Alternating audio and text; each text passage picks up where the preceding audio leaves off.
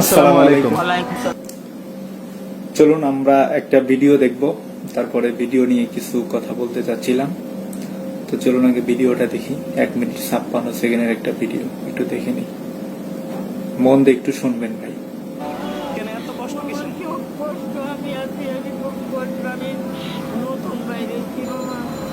নতুন বের হয়েছেন বলতে আগে কি করতেন? কাগজ টোকাইতেন? তো আগে কখনো ভিক্ষা করেন নাই? আপনার আমি খুবই দুঃখিত,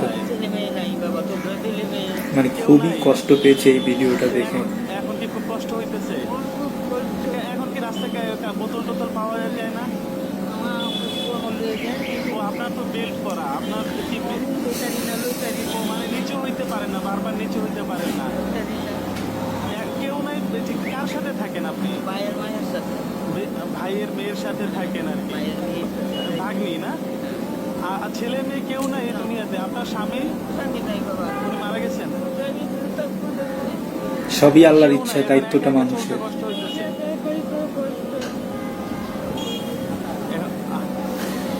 আপনি রাস্তা থেকে কি কোনো সাহায্য সহযোগিতা পান না? রান্না করে খান মুরব্বী আপনি? রান্না বাসায় নিয়ে? এত বয়স হয়ে গেছে আপনার। এই যে ভিডিওটি দেখতেছেন, একজন অসহায় মা, ওনার কত কষ্ট বুঝতে পারতেছেন? ওনার ভাষাটা কি আপনি বুঝতে পারছেন? আপনারা?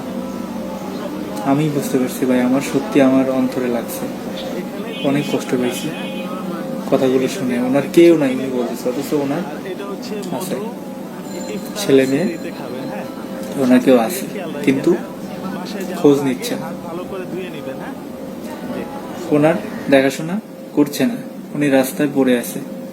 আর এই লকডাউনের ভিতরে একটা সুস্থ মানুষের ঘরে খাবার নেই, উনি তো একজন অসহায় মানুষ, বৃদ্ধা, হাঁটতে পারে না, রোজগারের কোনো ব্যবস্থা নাই, উনি কিভাবে চলবে?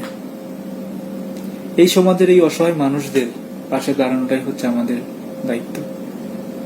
আজ আমরা যদি সমাজকে পরিবর্তন করতে না পারি, সমাজ কখনো স্ব-ইচ্ছায় পরিবর্তন হবে না। প্রতিটা বিষয়ের জন্য, প্রতিটা সময়ের জন্য, প্রতিটা সেকেন্ডের জন্য আল্লাহর কাছে হিসাব দিতে হবে। ভালো কাজ কতটুকু করেছি, খারাপ কাজ কতটুকু করেছি।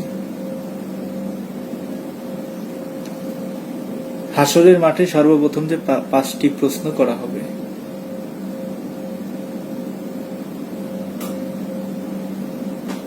পাঁচটা প্রশ্ন কিন্তু খুবই গুরুত্বপূর্ণ।